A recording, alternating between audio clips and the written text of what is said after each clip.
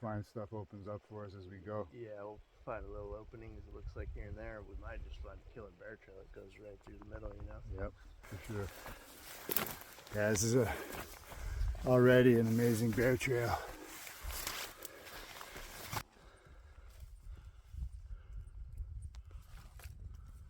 And there's some desiccated bear scat, by the way. Really old. Look at these tracks already coming in here. You can see them pockmarked into the hillside going up. We're gonna follow them.